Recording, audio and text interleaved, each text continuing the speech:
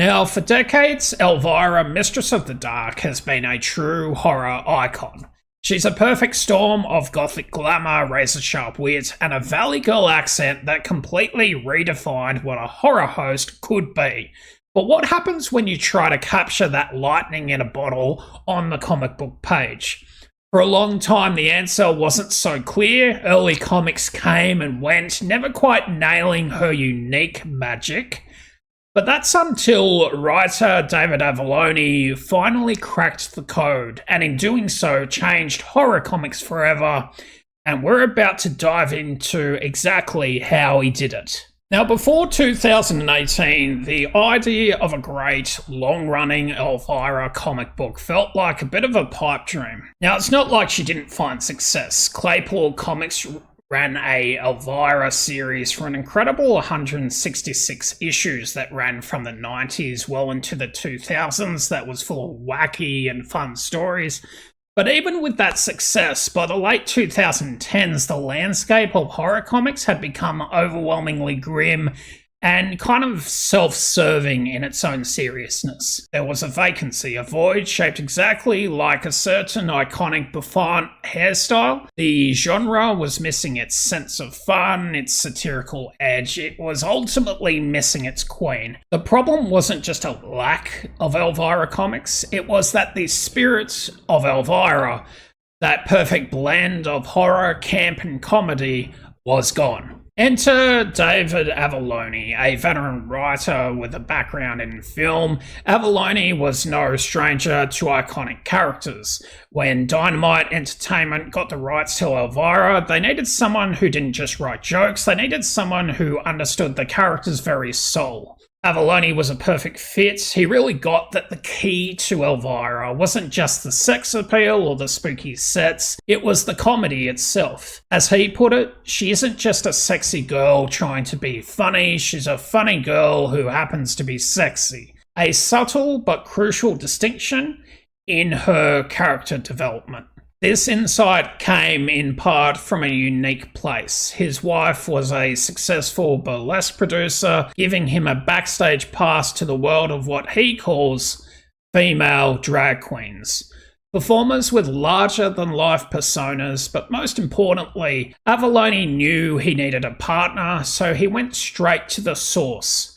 Cassandra Peterson, aka Elvira herself. From the very beginning, Peterson was involved, approving scripts and pitching jokes. This partnership was the ultimate secret weapon. It guaranteed the comics were going to be 100% authentic. Avallone has talked about the humbling, mind-blowing experience of hearing the real Elvira praise his work, which was proof he'd absolutely nailed it.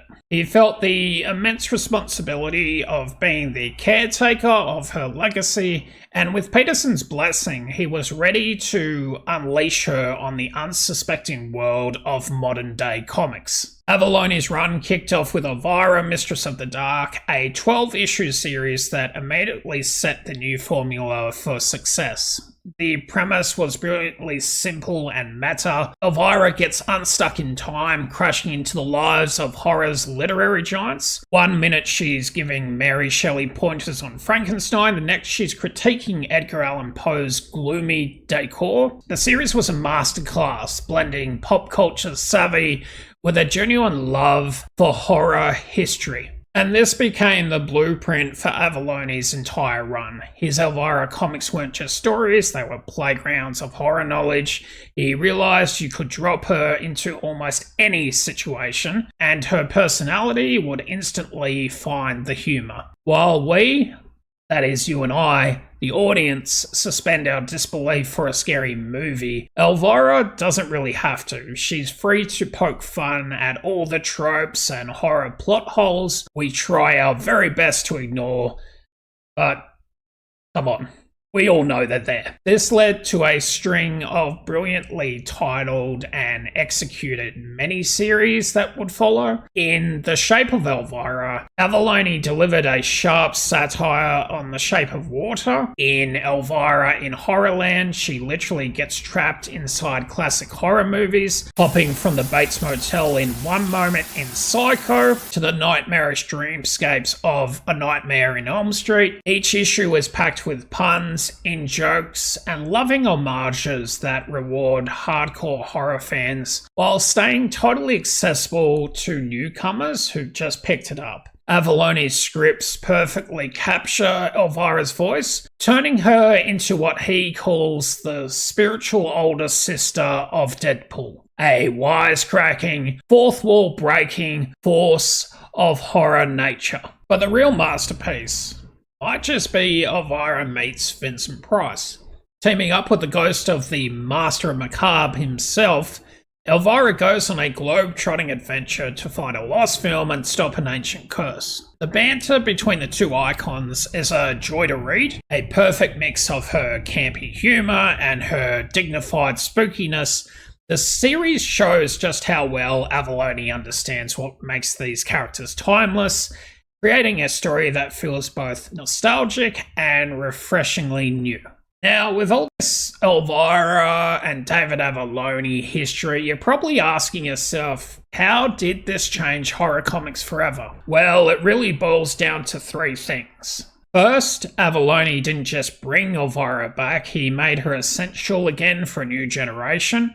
By consistently putting out high-quality, wildly entertaining comics, he ensured Elvira remained a constant presence in pop culture, not just a nostalgic figure which originated back in the 80s. He expanded her world, telling stories that Peterson herself had wanted to bring to life, like in the 40th anniversary special, The Death of Elvira. That story, a classic whodunit, even wove in real anecdotes from Cassandra Peterson's own life, making it a celebration of her entire career.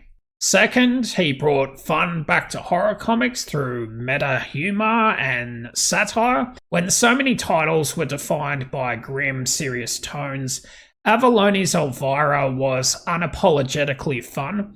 The constant fourth wall breaks, the winks to the audience, and the loving takedowns of genre conventions became a signature style in the writing. He proved that horror and comedy aren't just compatible, they're a powerful combination that can be both incredibly smart and ridiculously entertaining. I mean, because at the end of the day, both horror and comics are all about subverting your expectations. And finally, Avallone created a new model for handling legacy characters. The collaboration between Avallone and Cassandra Peterson is very much a masterclass. By working directly with the creator, Avallone ensured his stories were authentic extensions of that same character, not just licensed cash-ins. The result is this massive body of work. From the main series to one-shots like Elvira, Omega Man, and Elvira, The Wrath of Khan. And these feel definitive and create this sort of cohesive world for fans to explore and enjoy. David Avallone's work with Elvira is a treasure trove for horror fans, packed with all of these Easter eggs and clever references. If you've read any of his Elvira comics, I'd be keen to hear what your thoughts are. Leave them in the comments. But for now, let's get back into my final thoughts on David Avallone's Elvira comics. Now, before David Avallone, Elvira's life in comics was sporadic at best. After him, she has a rich, celebrated, and continuous history on the page that stands as a modern cornerstone of horror comics. He didn't just write an Elvira comic, he understood Elvira. He saw her not as a relic of a bygone era, but as a timeless comedic powerhouse perfectly suited to comment on our own culture. By blending her iconic persona with a deep knowledge of horror and a truly collaborative spirit, he solved the Elvira puzzle and perhaps the horror comics puzzle as well. He didn't just give the Mistress of the Dark a new home, he reminded everyone why she will always be the Queen of Horror. So if you've enjoyed this episode, leave a like and subscribe. I'd be keen to hear what your thoughts are on David Avallone's Elvira comics and horror comics in general. But for now, my name's Anthony from My Kinda Weird, and you'll see me in the next episode.